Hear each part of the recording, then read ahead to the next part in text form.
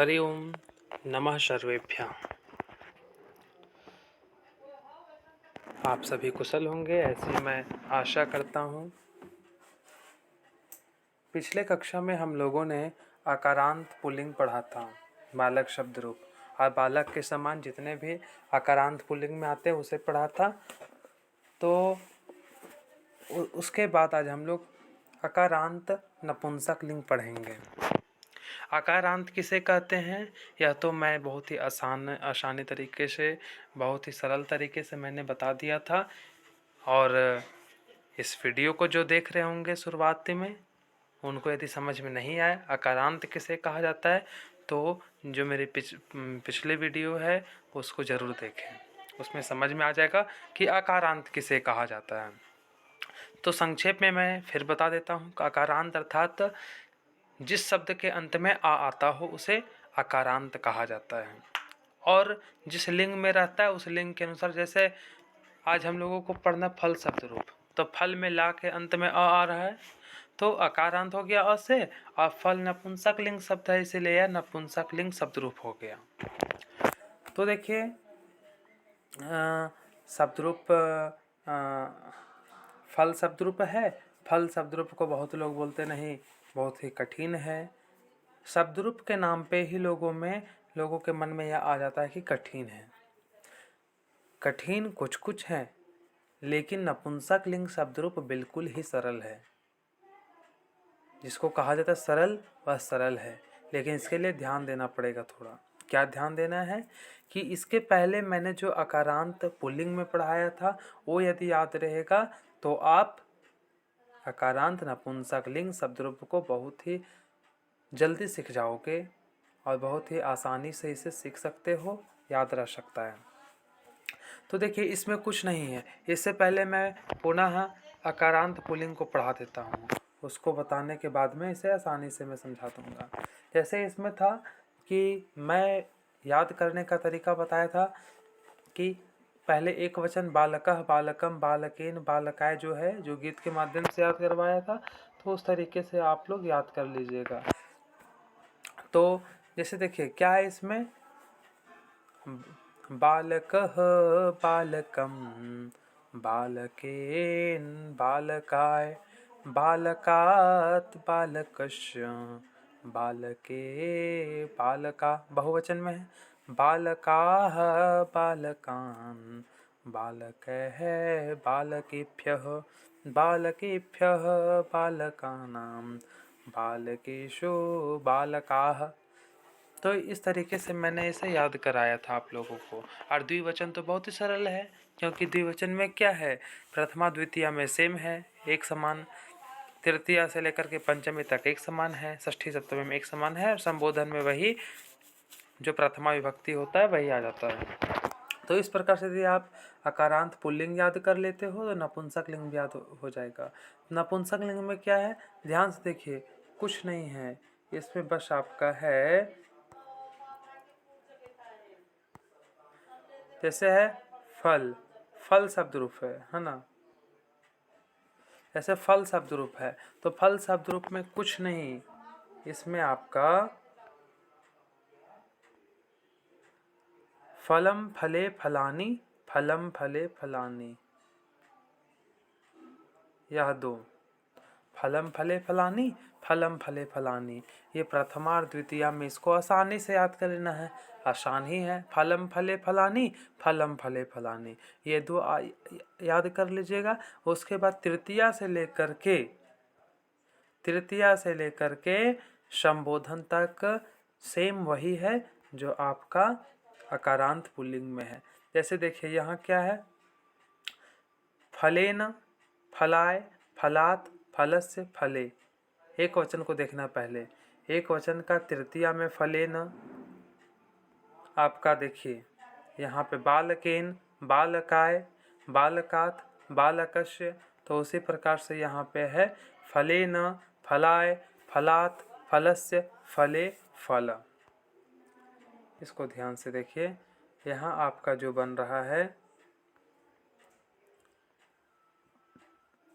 ये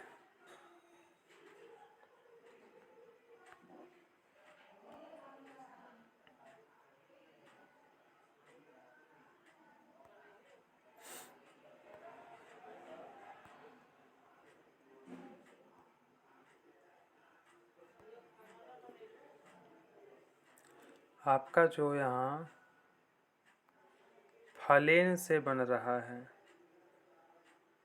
फलेन से हे फल संबोधन तक क्या है, बालकेन के समान आपका यहाँ पे आया फलेन है, बालकाय के समान फलाय, बालकात् फलात्, बालकस्य फलस्य, बालके फले।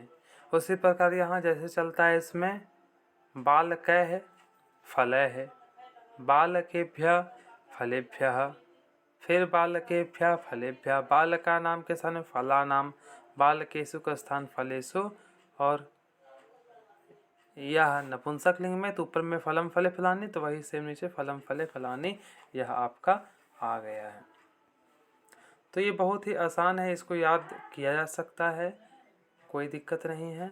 हाँ, थोड़ा सवाल इसमें समझने की क्या ज़रूरत है कि जो इसमें प्रथमा द्वितीया फलम फले फलानी एक समान चलेगा, उसके बाद में तृतीया से लेकर के सप्तमी तक, संबोधन को भी हटा दीजिए, तृतीया से लेकर के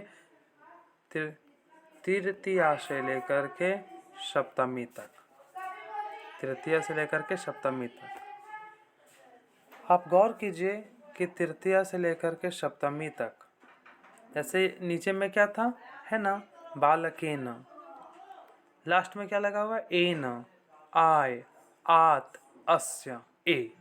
बालक, बालक शब्द रूप का तृतीया में क्या लगा, बालक में क्या जुड़ा है, तो बालक में एन जुड़ा है, बालक में एन जुड़ा है, इसमें आय जुड़ा है, इसमें आत जुड़ा है बालक में, इसमें अस्य जुड़ा है, इसमें ए जुड़ा है, बालक में एक ही मात्रा। तो उसी प्रकार से आपका देखिए यहाँ पे फल में एन, फल में जुड़ा है ना, फल में एन, फल में जुड़ा है एन, आय, आत, अस्य और ए। उसी प्रकार इधर बालकः के स्थान में फलय अर्थात फल में अह लग गया है, अह की मात्रा, एभ्यः नाम एसु।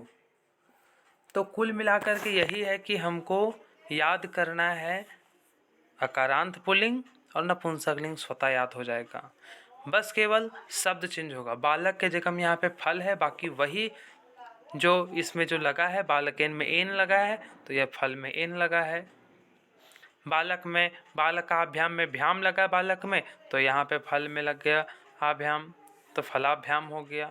तो इस प्रकार से यह आसान है, इसको बहुत ही सरल तरीके से याद किया जा सकता है।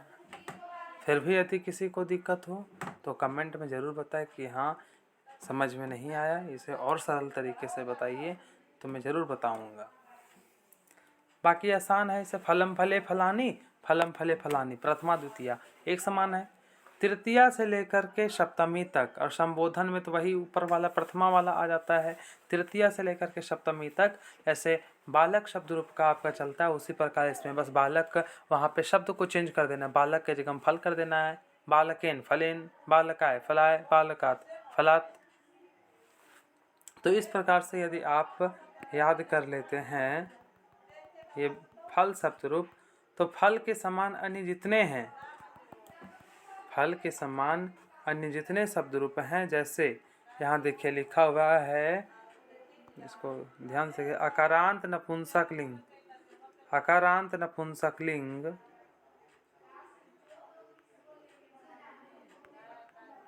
अकारांत नपुंसक लिंग,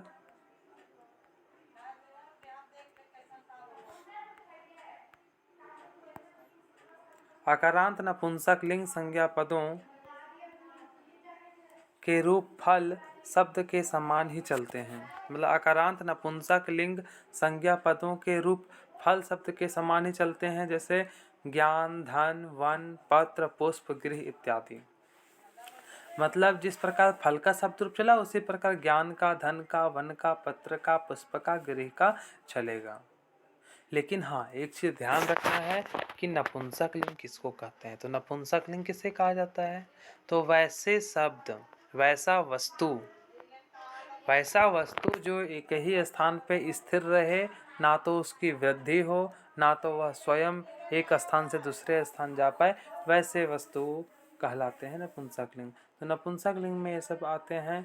और नपुंसक लिंग में जैसे पुष्प को नपुंसक लिंग इसलिए कहा गया है क्योंकि यह तो स्वतः एक स्थान से दूसरे स्थान नहीं जा जाता है। तो खैर इतना ध्यान नहीं देना है, आप बस केवल शब्द रूप को जाने कि नपुंसक लिंग का यदि आपको फल शब्द रूप दे दिया जाए और बोला जाए कि इस नपुंसक लिंग फल शब्द रूप को आप बताएं, तो बस बता देना है, आसान है, इसमें किसी प्रकार की समस्या नहीं होनी चाहिए। तो आज की कक्षा यहीं तक रहती है। आज हम लोग फल शब्द रूप को देख लिए। फल के समान ज्ञान, ज्ञानम ज्ञाने ज्ञानानि, इस प्रकार से जो चलता है, धनम धने धनानि। तो इस प्रकार से अकारांत नपुंसक लिंग शब्द रूप आज हम लोगों ने देखा। आगे हम लोग आगे जो शब्द रूप आएंगे स्त्रीलिंग ये सब में, उससे देखेंगे। तो धन्यवाद, आज की कक्षा यहीं तक। कमेंट में ज़रूर बताएं कि कक्षा कैसी रही। धन्यवाद।